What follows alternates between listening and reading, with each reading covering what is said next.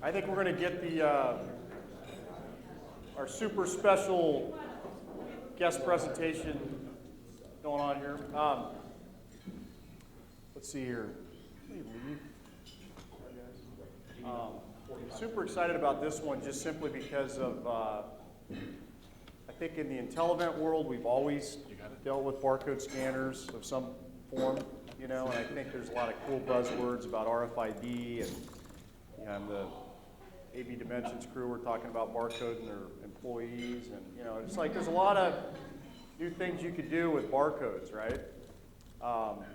But one thing that I've noticed too, and the gentleman couldn't make the trip, but he's a big tire store down in Tescadero, and he's like, man, it would be great if you could just barcode the tires into your inventory, and he's just, and we have these barcode solutions, again, for Intelevent, and you're going to enlighten us with some really cool stuff, but I just think whoever you are, you know, whether you're big or small or whatever, I think that the key is to kind of get us thinking about other ways to leverage the technology he's going to talk about, and then what I want from all of you is some feedback as to what we could do to make your life a little bit better, easier, faster, more efficient, just by us kind of putting our heads together. So, Todd Baggett, President of RedLine Solutions, very, very strong partner of ours.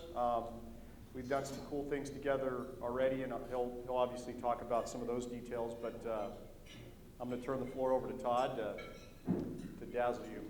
Great. Thank you, Don. And welcome, everybody. Hope you're having a good time. Can you hear me okay? Yeah. Okay. Good stuff. Well, let's go ahead and get started today. Just a brief overview of what our agenda is. I want this to be interactive, so if you have questions, please stop me along the way and let's talk about them. Do a little introduction background on RedLine Solutions, which is my company. We're going to do a barcode overview. We're going to do an RFID overview.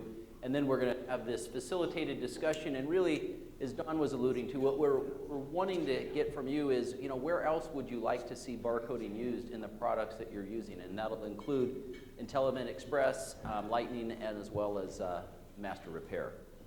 So with that, let's jump right into it. So I started RedLine Solutions back in 1997. I'd been in the barcode industry for about 15 years and had been working for a company out of Texas that was on a national expansion and had California as my territory and the West Coast. I had about 7 people who were reporting to me.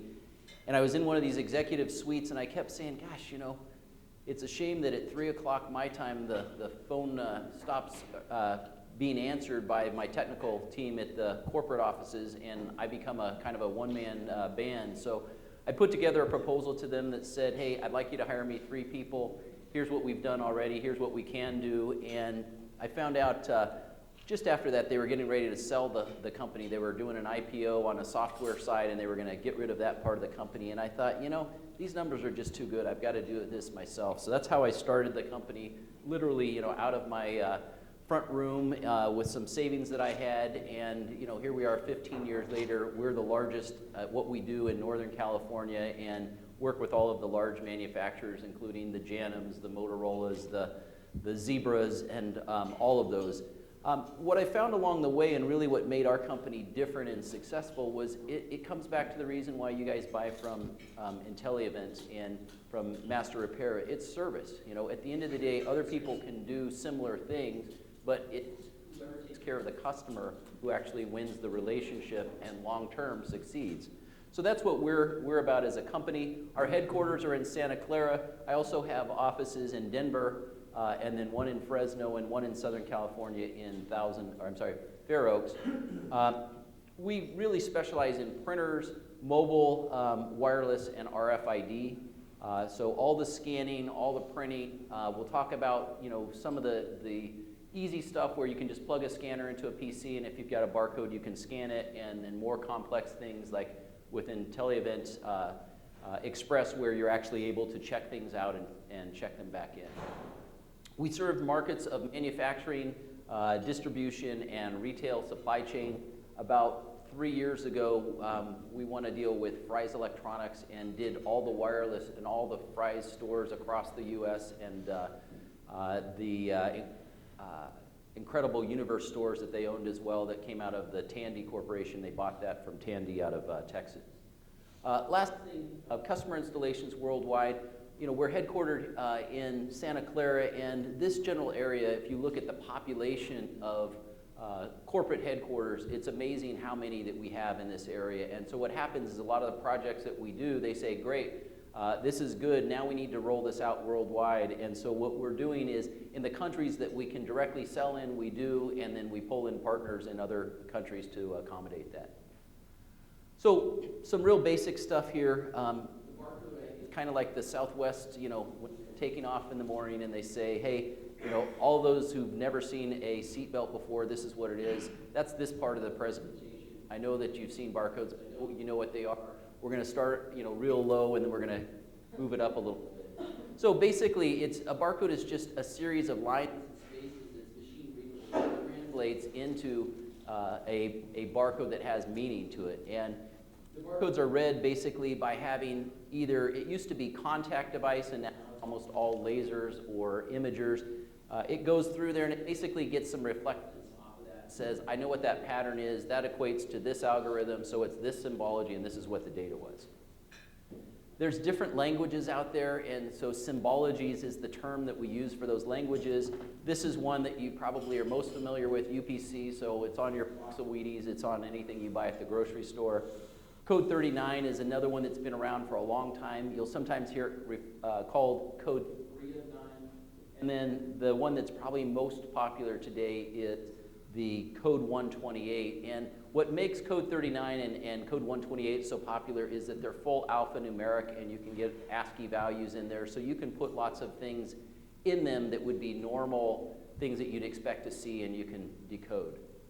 What's also interesting, and you're seeing more and more of these, are the 2D barcodes, and this is a data matrix code. What's unique about the data matrix and the other 2D codes is what they've done is they've actually taken the symbology that was a linear symbology and they arranged it in a way that you actually scan it and you can have a whole lot more data. So in a barcode that's about 1 inch square, I can have somewhere in the neighborhood of 60 or 70 characters.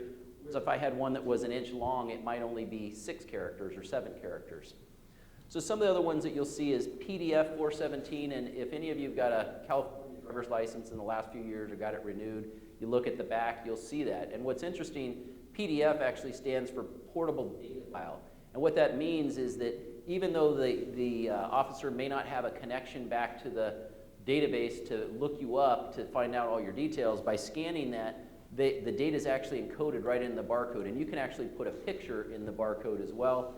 Have all your relevant information, what's your height, what's your weight, what color are your eyes, so that they can make sure that that's actually you.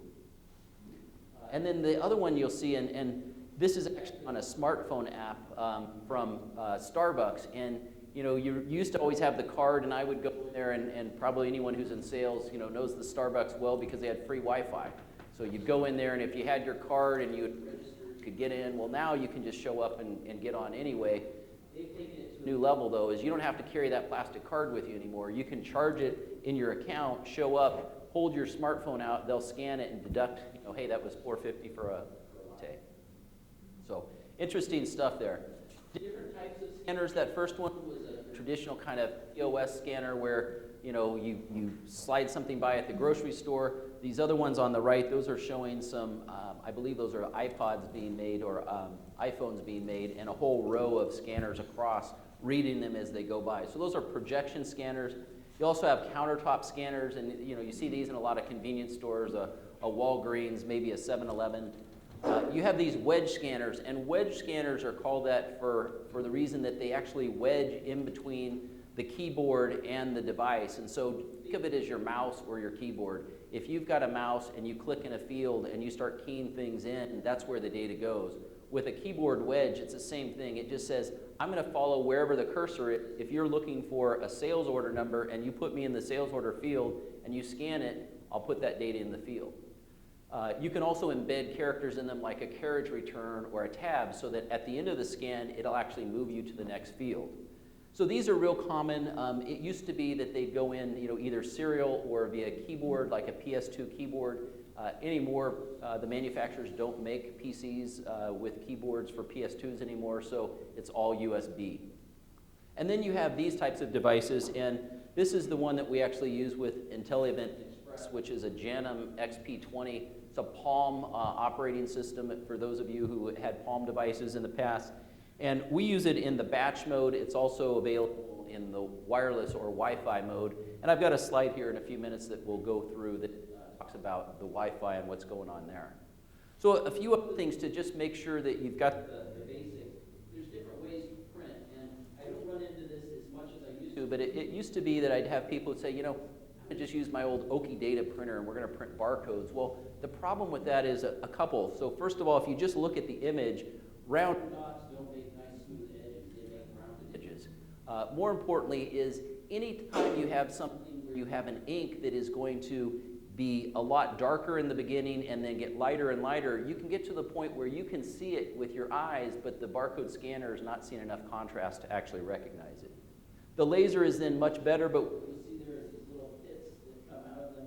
What happens a lot of time when you have laser printing is if you have to bend anything at all, that toner is dry and it flakes and basically can come off. And if I have a divot like this in the middle of my barcode, I might read that and it might actually think that that's a narrow bar because it only saw this much of it, especially if that corner piece was out there. And then thermal or thermal transfer, and these are the ones where they're dedicated printers. I'll show you some pictures of those, but these are made for doing barcoding. They have, instead of round dots, they have square dots, and you can think of a print head as something that goes across typically 4 inches, and in that 4 inches you've got the dots, and all of those dots are individual squares, and so you fire them, turn them on or turn them off to make the image either appear or have an absence of an image like in the space there. This is an example of one of those printers, and the main benefits is that you get to print on demand. So if you think about it in a laser printer or a impact printer, you're typically working on an 8.5 by 11 page. Well, if you need to do, you know, 2 1-inch by 2-inch labels, you really don't want to have to print a whole page. Not to mention that you have a few challenges in laser printers in that they use heat and pressure, which is going to squeeze that adhesive out, and it makes for some interesting cleaning opportunities for your laser printer. Speed and performance, you know, these printers can actually, the high-end ones can do 12 inches a second. You know, if you think about that, a 6-inch label typically for shipping, 2 of those in 1 second is really, really fast.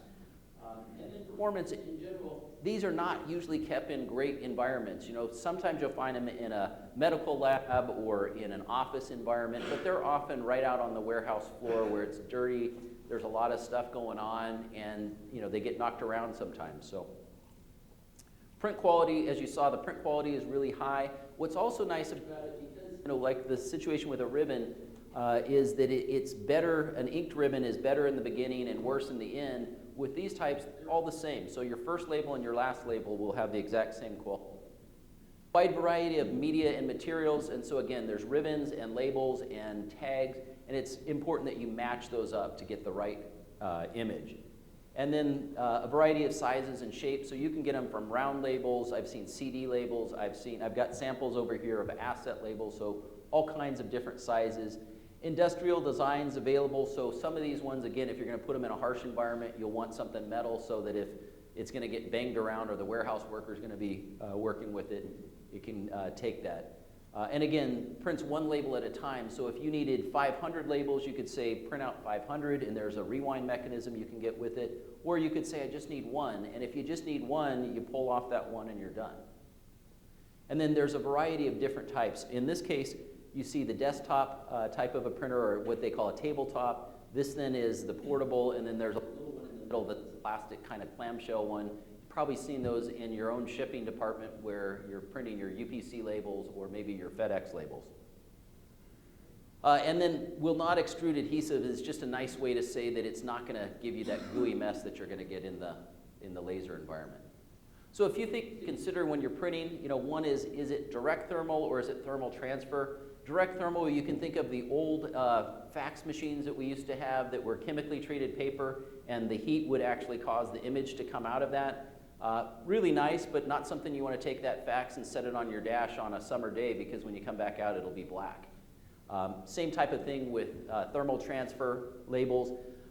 In general, what I tell people is if it's a short life label, like a shipping label, use direct thermal because it's a little easier. You don't have to put a ribbon in. There's nothing to change.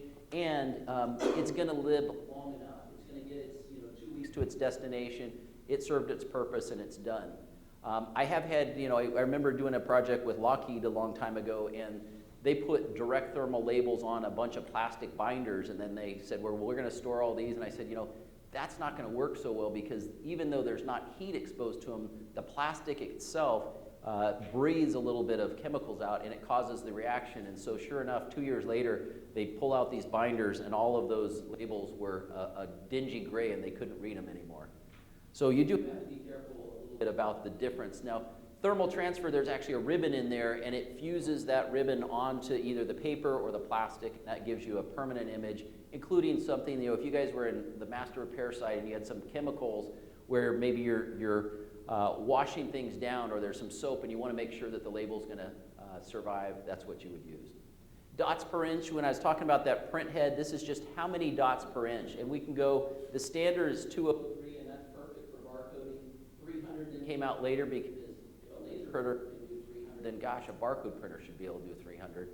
And then 600 came out, and 600 is really all about graphics. So if you're printing part labels and you want to have a really good picture of that wing nut or that valve or whatever, then you'd use your 600 DPI.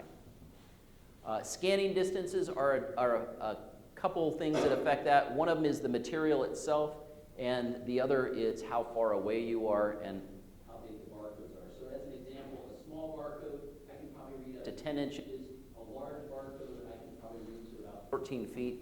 I do have a couple customers who are in the steel industry, and they have these big overhead cranes, and they'll pick up sheets of metal or rolls of metal, and they'll move them. And we made 100 millimeter barcodes that were literally 3 feet across, and the guy can scan them from about 70 feet away.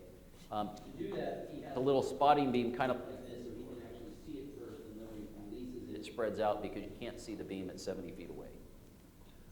Speed of printing, again, that is depending on what you're trying to do, how many labels a day you have to be important, what environment you're at. And then this is also important, the application environment. So this is where do you put that label, what is it going on? So if it's a hot environment, if it's a moist environment, if it's a cold environment, if it's a freezer environment, different adhesives for all of those. And then the other one is what are you putting it on? So if you're putting on a tool that is a real rugged surface, you may actually have to have it wrap all the way around and stick on itself to make it stay. Whereas something else, corrugated box, no problem at all. One of the biggest challenges I've ever seen for labeling is actually tires. And there is special tire adhesive that is really sticky because a lot of the times the tires come in actually are a little bit oily, and you don't have time to clean all that oil off. You're just going to slap that label on it. So I mentioned I was talk a little bit about wireless networks. This is beyond what we're doing right now in IntelliVent Express, but I did want you to be aware of it because you see it in the community. If you go into a Best Buy sometimes, you'll see someone walking around with a scanner. And what they're doing is these scanners are actually part of the Ethernet network. This is your typical kind of Wi-Fi scenario where you have a wireless controller, you've got a host that may be local, meaning it's at that site, it may be a remote site, and it gets connected to the Ethernet backbone, and then all these devices are going through there. So that's kind of the wireless scenario. You can also set up the printers wireless these days as well. And in the produce side of our business, we have a lot of people who use these print carts, and as they're building pallets, they'll have a mix of all kinds of different things. Well, once they have that final configuration, they'll say print, and they'll have the cart that's right there next to them because they're making, they're consolidating pallets, and there might be 20 of them right in a row, and if they actually print all the labels and go back and get them in the office and come back, it's back to eeny, meeny, miny, mo. Which one of these pallets does this label go on? So we always recommend that they do it right there at the site. So some of the common applications, again, product labeling, it's almost a no-brainer. If you look at anything that's being shipped, anything that's electronic, anything that has a serial number, it probably has a barcode label on it, such as this here. Inventory control, another real common one, everything from retail to industrial, point of sale, and then mobile customer service. And the mobile customer service is one that we're seeing a big surge in the last few years. Everyone from someone who's a physical therapist who comes out to your house will have a handheld, they'll do their things, record what they did, and the reason they're doing that is it's getting rid of a few things. It's getting rid of the paperwork that would be involved, because that paperwork they'd have to typically fill out at the end of the day, which takes them more time. It means they don't get it into the office, so if there's a building that's tight, that may lag 2 or 3 days. So by doing this, it also gives people the ability to really monitor their customer service and say, okay, I know exactly what happened, I know when it happened, and I know what action that we took. Another a great example is how Intelligent Express actually works and does the check-in and check-out of all of the rental items. So you can say, hey, here's my order, I'm checking out all these things, and knowing exactly what went out so that when it comes back, if there's something missing, you know not only what is missing, but which one is missing. So a couple things in barcoding just to be aware of, and mistakes and traps to avoid. One of the most common ones we see is printing without enough quiet zone. And quiet zone just means it's the space on either side of the barcode. So if you see in this case, I put the border right up next to the barcode. In reality, what you need is 10 times the narrowest bar there on either side, and that gives it what's called enough quiet zone so it can actually be read. Another one is printing on a dark background. Barcodes, for the most part, are read with reflectivity, so you're looking at contrast. So if I'm putting something on a dark gray black background or a red background, it's going to be hard to read. And we do have people who will use colors, do color coding because they want to have rotation control. Hey, everything that came in Wednesday is going to be blue, everything that came in Thursday is going to be red, everything that's Friday is going to be brown. You can do that, and what we do is we just say, look, work with us on the shades of those colors, because what we found is if we use pastels, they can read well. When you get primary colors and solid colors, it's not always the case. So again, you have to have that good contrast, and then assuming any label will work. I get this all the time. Well, I bought these labels down at Office Max, and they're not sticking onto my product that I put into the freezer, or they're not sticking onto my tool that I thought they were going to stay on. Well, of course not. It's a paper label that was meant to be applied to an envelope. So you get into things here and just say, again, match the right material to the application. And again, I use the tire example here because that's one where it really does make a huge difference. So now I'm going to jump into RFID and give you a quick overview on the RFID side. So, what is RFID is one of the things we'll cover. What are the components, how it works, what the goal is, and then some of the tag basics, and then what affects the performance of the RFID tags. We'll wrap it up with a couple case studies here. So first of all, RFID is radio frequency identification. It is another automated mean of collecting data, so you can think of it as a complementary to barcode. It's not a replacement. We had some articles back about 10 years ago about the shopping experience of you, the consumer, filling up your grocery cart and just pushing it through, and automatically everything got rung up for you. That could happen, but it's probably not likely to happen in the next 10 years or so. It really comes down to, depending on what you're labeling, when they print the box that tube of toothpaste goes in, they put the barcode right in there, and there's really no extra cost to it. If they tried to do the same thing with an RFID, put an RFID tag on there, and that tag costs 60 cents, and all of a sudden your $1.99 toothpaste is $2.75, you may say, hey, I don't think that's really working for me. Not to mention just all the process involved in doing the labeling. Non-contact reading is one of the key things for RFID. So you do not have to touch it. It does not require line of sight, which does give us some certain advantages. The tags themselves are different types of tags, but tags can be programmed and reprogrammed. So if you want to, you can actually write data to the tag so that it continues with that data as it moves through the process. It's not a magical cure-all, and I think a lot of people sometimes view RFID as that. So it's a good technology, but you just got to make sure it's in the right application. The places that I see it the most successful today are what we call closed-loop systems.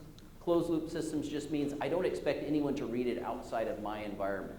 An example might be as you go into the Gap, and they have a rack like this that has a bunch of jeans on it. Well, someone will go by with an RFID reader and literally go like that, and they've read 80 pair of jeans. It knows everyone that's on that rack, and it records that, hey, this is what's here. So if somebody comes to the store and says, hey, I'm looking for this size and this color, I can see that was just counted. It was counted this morning at 10 a.m. Go over here, and there it is. Okay, so the different components, you have to have something that's going to encode that. If you're printing a label, it's going to be a printer. The printer will have an encoder, and I'll show you a little more details on that. You'll have what's called smart labels, and I'll show you what those are. You typically will have fixed readers, and these are where you've got an antenna, and maybe you're going by something, and it's reading you going in and out of a door. And then you'll have the portable readers. The portable readers give you the flexibility of bringing the reader to the asset. And most importantly, you have the software, because none of the RFID stuff just works like the keyboard where I just plug it in and it automatically goes in. Not quite so simple. You actually have to read the things, and what's different about RFID is that you actually, as I hit it with the energy, I may get 200 reads back in 3 seconds. I don't want 200 reads, I just want one. So software-wise, I have to read it and say, got it, I got the data, I matched 10 of them in a row were the same thing, that's what I'm going to keep, that's what's going to move forward. So RFID really isn't new. It was actually used initially in World War II. You see it now at toll booths, livestock tracking, access control, and then container tracking. There's actually tags now that on these ocean ships that have the big cargo on them, they've lost enough cargo that what they've done is they actually have tags that will connect with everything that's inside the cargo container to read it and inquiry it once a day, and then they'll have a satellite ship that actually has a cell phone in it that sends that signal up so that they're getting a daily count, so they would know if someone got into their cargo holder and took something out of that, know what day it disappeared, so they could say, hey, it happened when we were in this port, or it happened when we were open sea. If it happened in open sea, you're pretty sure it's somebody who was on the boat who did it. Okay, so this is kind of the mechanics of how RFID works. Basically, a couple items that you have here, and I've got this tag here, and this is a smart tag. I'll show you some other tags in a minute. You've got an antenna, you've got a reader, and you've got some type of a computer. The tag comes into the field, and the RF power signal powers the tag. So it actually sends something out to the tag. The tag's kind of asleep, and when it gets that, it's almost like a reflection. It sends it back. Now, there are powered tags that can give you greater distances, but most of the tags that you'll see on these smart labels have no power to them at all. I'll show you what the composition is in a minute. The tag then will send that information back, and a lot of times it's just a license plate that was associated just like a barcode.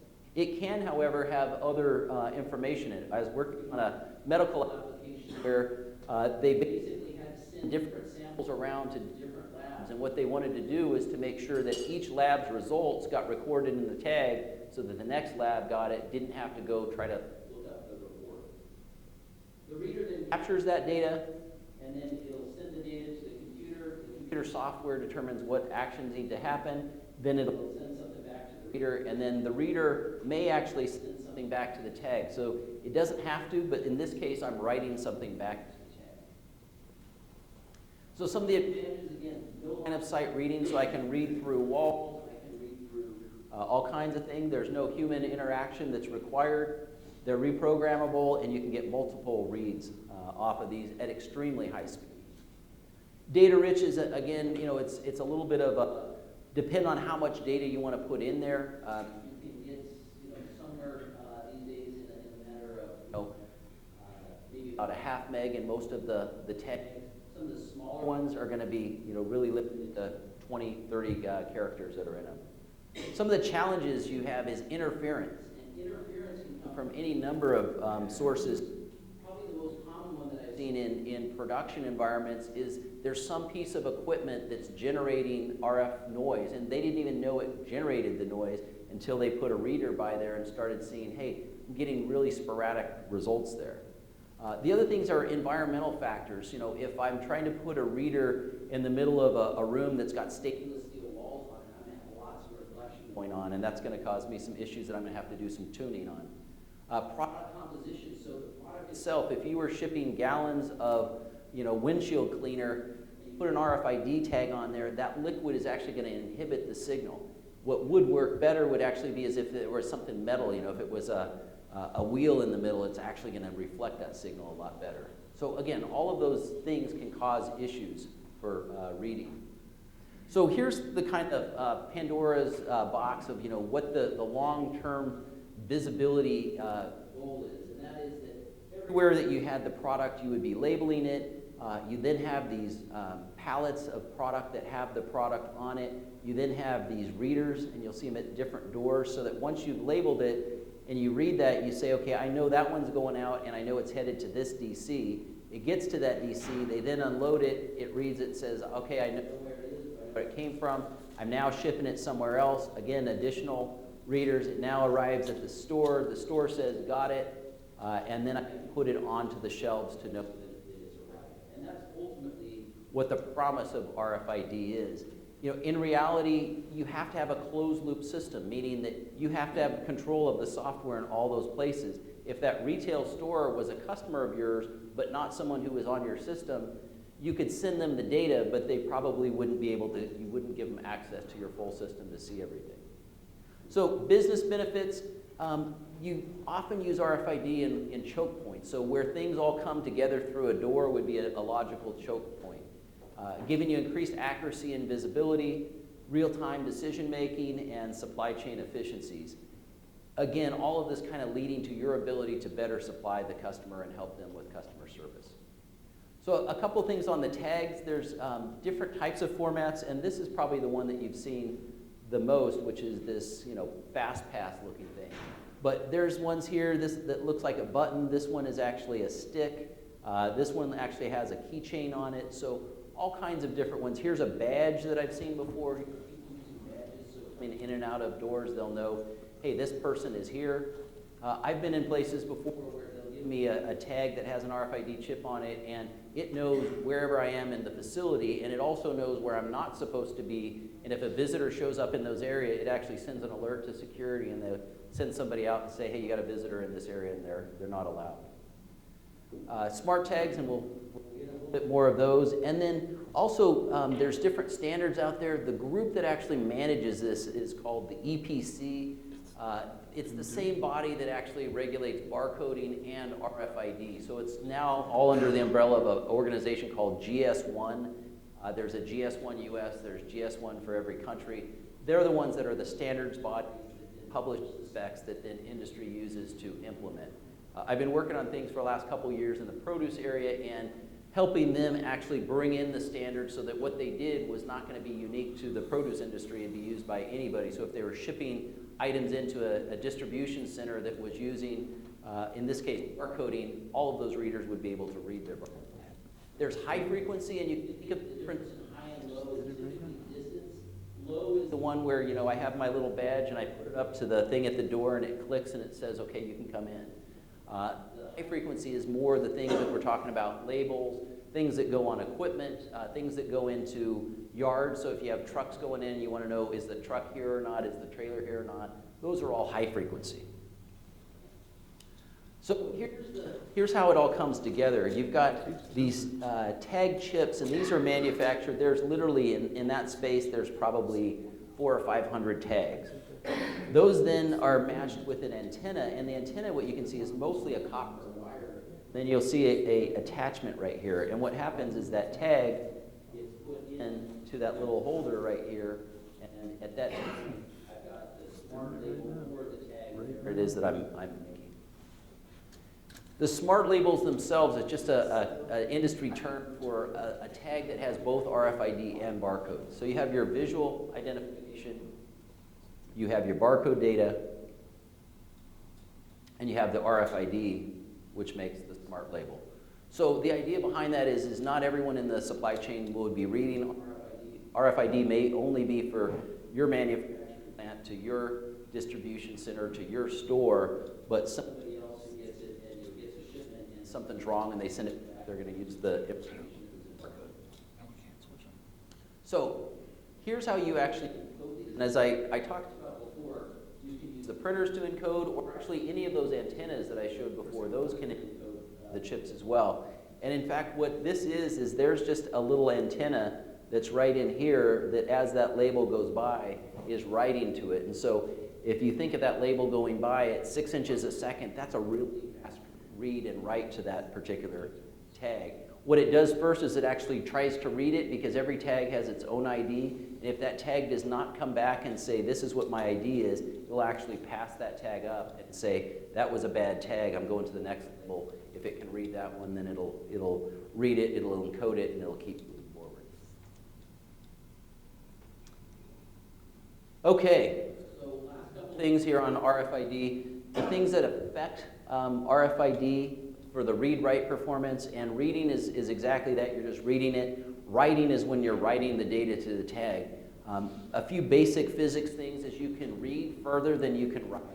And that's just a function of how close you are to the tag and the amount of energy it takes to write to the tag. But a few things to be aware of is tight stacking. So ideally you want to have at least a half inch between the items. So if you had a whole stack of books and they're an inch thick, you're probably going to read them. If they're a 1/4 inch thick, you may have a little bit of a challenge there. Tag packaging, so we saw some of the different tag packages. But based on the packaging, you will want to make sure you've got the right packaging for the right item. So if it's something for a tool, you're going to want something really rugged that can get beat up pretty well. I know for the oil industry, when they're drilling, the drill bits and some of the pipes that go down there will actually have an RFID tag on them. Those have to be extremely rugged because they're getting high temperatures, they're getting all kinds of oil on them, they're having all kinds of other issues. And then the materials themselves, metal and water, generally reduce the range. And so if you've got a metal rack that everything's on, you're probably that's shielding it a little bit, you're gonna have to get right up to that rack. Whereas if you had an open rack, something like that one for the coat rack, you could probably read it all real quickly. Last thing, harsh environment. Noisy environments cause interference, and noisy RF can be all kinds of things. It can be the equipment itself, it can be the cordless phone that you have, it could be a cell phone, it could be a pager, it could be that you're right next to a pager tower. All of those can affect it. So what you do in RFID is you typically do a survey in the actual environment with the equipment to make sure that you're going to be able to get the results that you're looking for. So again, RFID reading, here's an example of a handheld that has an RFID antenna on the front. That's what this kind of flat looking thing is, where someone's reading a pallet. You also have portals, and the portal is, if you hear someone talk about a portal, is something like this, where you actually build a gateway that they go through. What you'll see on these sometimes is multiple antennas. In fact, you got 4 here, and that's pretty common because in essence what you're doing is you're just creating this little field of magnetic energy that when it goes in, it's going to bounce off and it's going to be read by any one of those 4 antennas. In some cases, what I've seen is actually 2 sets of those, and by having 2 sets, they can actually determine was it coming in or was it going out, because they'll say which antenna read it first. Again, requires software integration is a key point here. So last thing, case study here. So Boeing, and this is a few years ago, was looking into using RFID, and they were saying, hey, I have some problems just tracking things. And so what they wanted to do is to be able to receive and track the work orders as things were going through the manufacturing plant. The processes themselves were pretty slow, and the updates were slow to happen, and so it was inefficient for them to know where things were. So what the solution that they employed was they put in these RFID, tied them to all the travelers and all of the components. And so what you'll see here is, as they're working on the planes, here's somebody installing something here. As this part was going by, there's actually an RFID antenna, and it read what was in there. And these totes here are actually going on a conveyor, were also scanned and read with an RFID antenna. So the benefit for them was it basically took their receiving time from 4 days to 4 hours. So a big company like Boeing, that made a huge difference, helped them improve their inventory accuracy and reduce their operating expenses. Another one is Las Vegas Airport, McCarran International. They had the problem of just tracking all the bags and making sure that they got onto the right plane or out of the screening area and to the destination it was going to go to. With barcode, as you can think of the bags in all kinds of different positions as they're coming through, you couldn't reliably read things with a barcode. So what they did is they put this tag on there, and it gave them 100% visibility, and all these little red dots are places where they actually had readers so that they could see where the transaction point was and where that cutover was, and it would basically help route it. It was tied into their conveyor system. So the benefit was they installed this. to improve their traceability of the bags to know where things actually were. And I have not had problems with my baggage in Las Vegas in a long time. There's other places that I do. I don't know it's 100% due to this RFID, but it certainly has helped them a lot. So with that, the last thing I wanted to go over before we get into the conversation of where you guys would like to see barcoding in the applications is that we put together a special promo for IntelliVent Express customers that's going to run through the end of May. And basically what that is any of you who've looked already, there's a kind of a kit list that we've put together that says here are the components that you need that includes the scanner, the single slot cradle, and a cable. And I've got that over here that we can look at after the presentation if you want to. But what this is it's basically $100 off on any of these setups, and that's going to run from today through May 31st. There is a promo code EXPRESS, and so when you're if you're interested in this and you're going to take advantage of it, make sure when you're talking to either myself or someone on my staff that you're saying, hey, I want to take advantage of the Express promo that's going on through the 31st. So with that, I wanted to open it up to really talk about, where do you guys want to see the applications? Where do you need barcoding? And it doesn't matter on the master repair side or the Express side. Any of you have thoughts on either how you're using it today or how you'd like to see it used in the future? Yeah? I've just started a new business where we're renting out clothing, small accessories like earrings, bracelets, and they all go up basically in a big trunk. And part of our labor process is counting it in, counting it out. And also, a lot of times what happens is we'll tell a client, hey, this and this, and they'll say, oh, we've been bringing it, we've been looking for it. So this seems to be a really good application of that. The challenge that I see is, of course, I view a lot of the stuff is labeled, but some of the button solutions may be an option for some of the clothing, but some of the smaller things like the bracelets, The earrings. the earrings may be harder to barcode or RFID, so that would be a solution that I would definitely need to kind of see how you could approach that. That's good. And when you're shipping those now, do the earrings come in like a little plastic bag, or are they just in a little tray in the? It's big like drop off, it's not like we're shipping them. Okay. But, it's a cute little trunk with, boxes that we put together, so we just kind of, inventory it each time. We have a set kit, but they're not in plastic bags, although that might be the solution, is to make sure they're all in plastic bags. But then the new issue is having when they come back, where's the plastic bag that end up, so. Right. It's probably not going to make it back. The market's not very good at repacking the trunks, so. Yeah. So anyways, that's one of the challenges that I see with using this for the smaller stuff. The dresses, it sounds like it would be a sure fit. For Yeah. sure. But, No. Yeah, no, that makes sense. And certainly, one of the concepts is if you have something that represents, all the different things that you're packing in, perhaps the person who was packing it could have a menu that said, hey, I've got earrings, this type, this type. If they're all, totally unique, I guess you could take a picture of them and say, here's what it is. But as you put it into the box, possibly, scan that in and then say, this is what's in the box. And ultimately, what you're hoping for is the customer, look, this is everything that you're signing off for now. So if you want to check everything, do it now, because when it comes back, you're going to get a bill if you're missing something. and that's basically essentially the process now. We give them here's the checklist, this is what we verify, and then you sign it, tell them to report it. Inevitably, there always something that comes back missing. I figured, big chunk of cash, all of it in there. So having some ability to say, look, we have a printout, it's barcoded, here it is, this is the complete list, and actually what comes back would be phenomenal. Good, good. Good input. Did you have one back there? I did. We used to work with a lot of high-end equipment manufacturers, and the product was very expensive. And our inventory moved around quite a bit. And we were talking about, a projector that, had cost of, say, $60,000, $80,000, $100,000.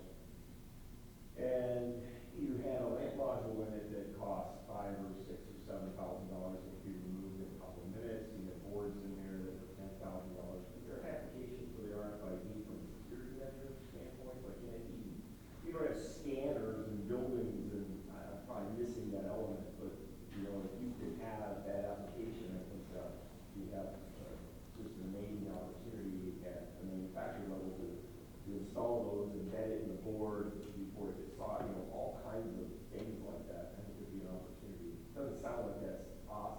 So there's a couple challenges with that, but you're on the right track.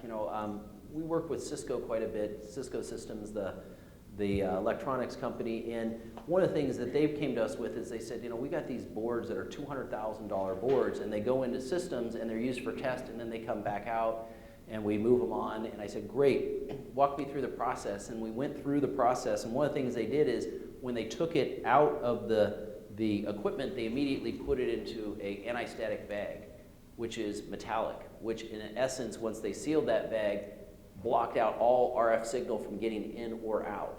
So one of the challenges that you have is that as you put things inside other things, is it may be harder to read it, but also what you run into is that sometimes things are a natural shield. So like this projector, with an aluminum top on it, actually that's plastic, but if it was aluminum, that could be shielding it, pretty good. Right. Rarely are those.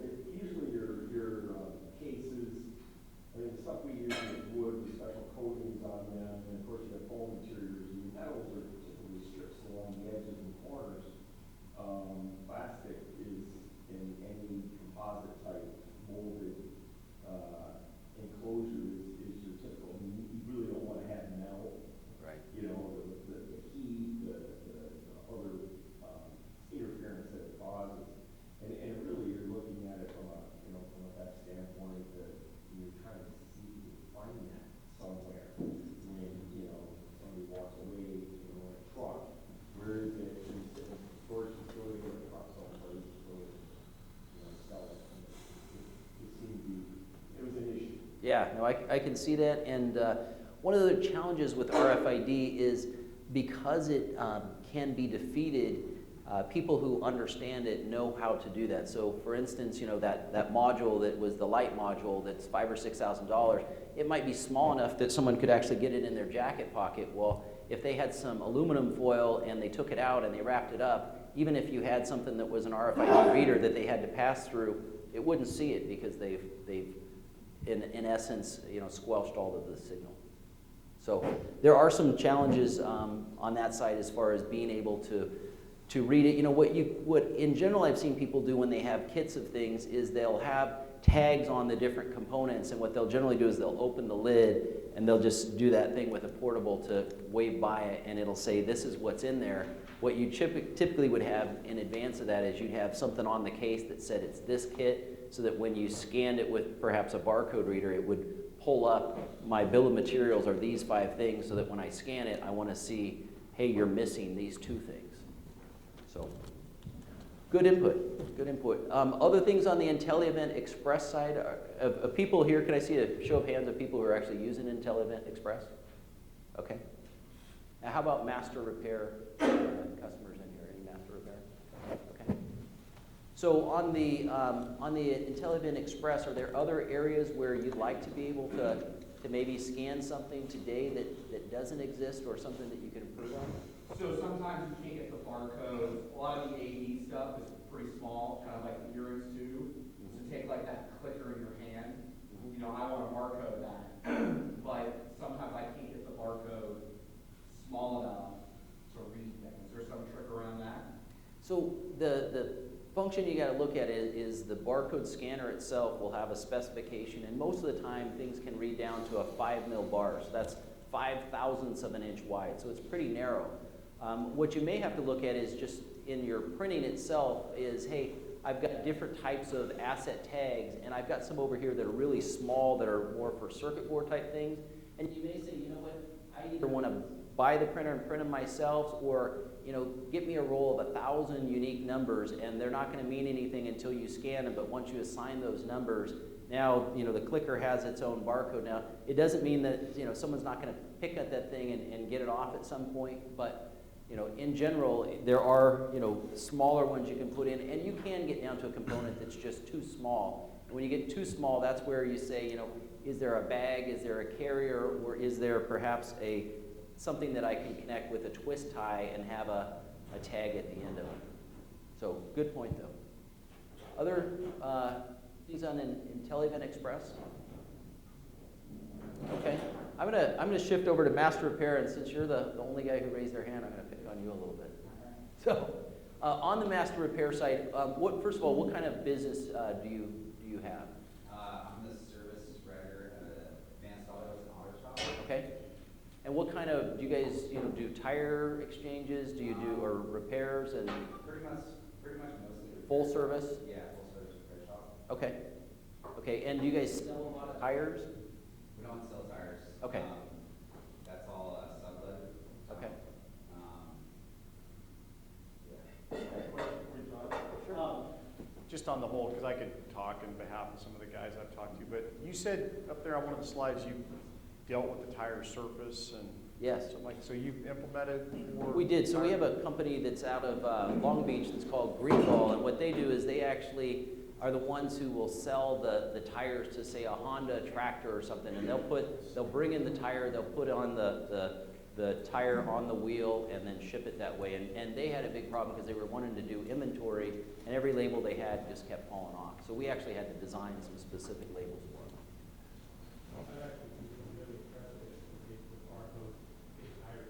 I'm not racing, actually has a barcode on the side of their racing tires, and they control who gets what tires for the road. They scan to see that you have been on and off track on racing motors. Wow. That makes a lot of sense. I've also seen some applications where there's companies that will actually keep track of the maintenance of a vehicle. And so, for instance, tires, they'll say, hey, when the tire goes on, it should be lasting me 30,000 miles. At 7,500, I want to rotate at the next 7,500. And so what they'll do is they'll put either a barcode or an RFID that's actually right on the tire, and they'll use typically a tire adhesive so it looks almost like a patch. And then what they're able to do is they're able to come back and say, hey, this particular vehicle is now due for a rotation. Where's the vehicle? Pull it in. Sure. We have a lot of metal products. Are the reasonable issues with metal, is it just blocking or is it reflection? In other words, if I have a stack of metal parts that's high, and as long as the tags are external, is that a problem or is it actually reflection? It's both, actually, and what it comes down to is typically with the metal itself, what they'll do is if you have a tag on it, there'll actually be like some foam in the middle of it that gives you even, an 1/8 or 1/10 of an inch separation between the tag itself, because you've got the antenna and then the surface. Because if I put that directly on the metal, it may be a case where it actually can't get that signal back because the metal behind it didn't let the signal develop, right? So the signal is just, it's hitting it, but it's tied to the rest of the metal and it's not able to get that reflective signal back. So what usually happens is, again, you'll have a tag and you'll either have something where you put something that hangs off of it, kind of like a price tag that'll hang off of it, or you'll have these tags that'll have a little foam underneath them that give you just a little separation, and then that'll allow you to read the tool.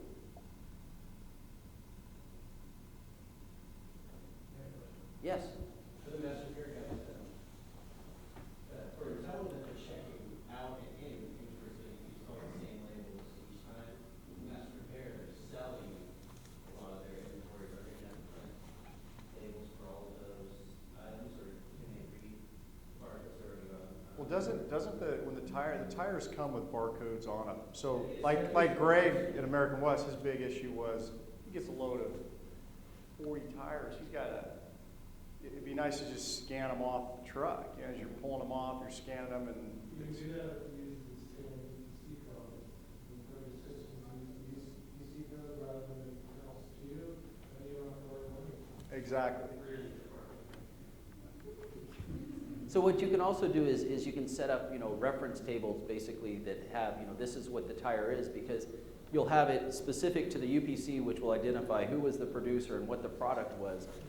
You also may have a situation where, there's 4 tires and one of the labels came off, and so it's the exact same one, you just have to create a duplicate. So you scan one to create a duplicate and put it onto the other tire. Other things, parts and just keeping track of the parts. Most of the parts manufacturers these days will have a barcode on the box as well. And so again, if you can set up that table that says, this guy's UPC code equals my SKU, so that there's a translation table, then you could enter either one and you'll get the same information coming out. Right, and you can see the boxes, so you have the exact quantity, right? Yeah, you've got the box, and so you can say one. And again, if you're doing a repair and you're saying, hey, I had to put in these cables, these other, pieces. As you do that and you track it to them, then not only do you have it recorded, but some of those parts, even hoses, will have a lot number on them. So if there was something later and you were capturing that lot number, you could come back and say, hey, you know what? Hate to send you this notice, but bring your car back in. The manufacturer of that hose had a recall, and we'd like to replace it for you. So also necessary to import, so that their parts suppliers will import their stuff, and that be when you would transfer that barcode to the UPC number? I'm assuming that what you would do, and I'm less familiar with the software on the master repair side, but basically if you brought in the part numbers, at that point, as long as you tied them to or pointed to, these are the specific part numbers that in our system are set up so that they know that, because you may get a part from 5 different manufacturers that all sell you, a distributor cap or a spark plug cable, right? And functionally, you may not care which one I use. I'm going to charge, $10 a cable or $20 a cable regardless, so I don't care which one of my vendors it was. I just want all of them to be in there and all of them to get charged. So in that case, again, you either have to hope they're all labeling or you have to do your own labeling to say, when it came in, I had a label, I put it on, that's my label, and I will use all of these interchangeably. What I would recommend we do, just to be, because I think Express, we could dig into it, talk to the folks that are here on how to maximize one of these today, because it exists today. Yeah. And then maybe go from there to talking to the Lightning team. And, I think right now, A-Vista, you're going from Express to Lightning, right? We got a decision to make. And then, but I think if we go from Express, kind of a deep dive, whoever's in that class, as we go downstairs, just focus on that. Sure. As it relates, how do we get the most out of that solution today, because it exists today. And then probably the next most likely would be, somebody that's, are you using scanners today? We were and have stopped, just with printing the barcodes and maintaining, it's getting way too much work. Okay. But just switching gears, just Sure. and talking a little bit about Lightning, how we can apply it to that, and then ending with master repair, and just kind of that way we're not wasting anybody's time, because there are some focus groups. And I Yeah. think we can get a lot out of those sessions. But I think the good news is everybody got a really good background on just it's kind of the evolution of barcode. And here's my contact information. It's like anything else. There's people here in the room who've probably been in their trade for 15 years and more and become an expert on it. If you have a question that comes up, you don't have to be a customer buying something. You can simply call or shoot me an email, because a lot of times what I found is that people will get confused, and sometimes the people selling equipment confuse them, and you just need someone who understands to say, that makes no sense, or yes, they're on the right track, here's where else you should go. So my contact information is up there. Feel free to contact me anytime. You can also reach me through the IntelliEvent folks, so if you don't write it down today or you don't have it after that, contact Chuck or Andy, and they'll put you in touch with me, and we'll make sure that your questions get answered. Cool. Great.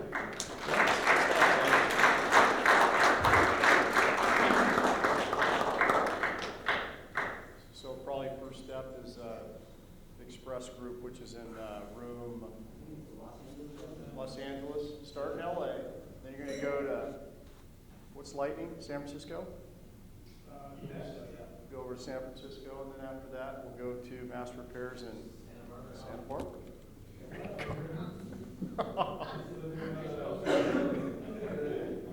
All right. Yeah, thanks a lot, Todd. That was awesome. I learned that you kind of dealt with the tire application, and it's like, well, that's awesome.